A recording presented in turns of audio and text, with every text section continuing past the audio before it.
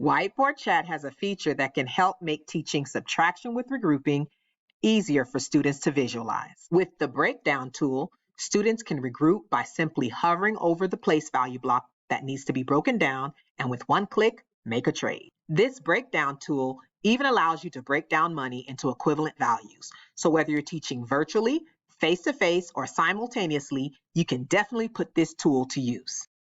So let's see how you can set up your own board for students to use. To begin, from the instructor's board, simply write out a problem, and you can either show students how to find place value blocks in the gizmos, or you can set up the board in advance.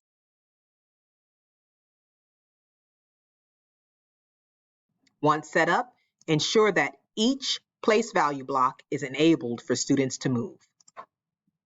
Now, let's ensure that it's working correctly by setting up a demo student.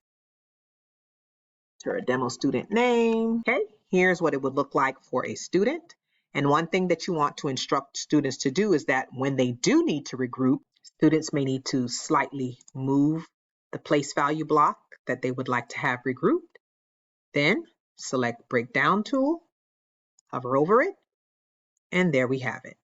Just behind the 110, as students move it off to the side, they will be able to see how the 110 was traded for 10 ones. This is a pretty simple yet useful tool. I hope you consider giving it a try. And let me know how it works out for you by commenting down below.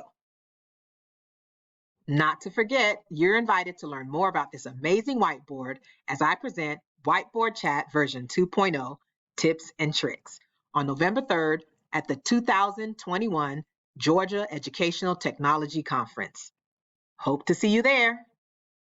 And be sure to look out for next week's short tutorial as I'll be introducing a new feature from version 2.0. Until next time, take care.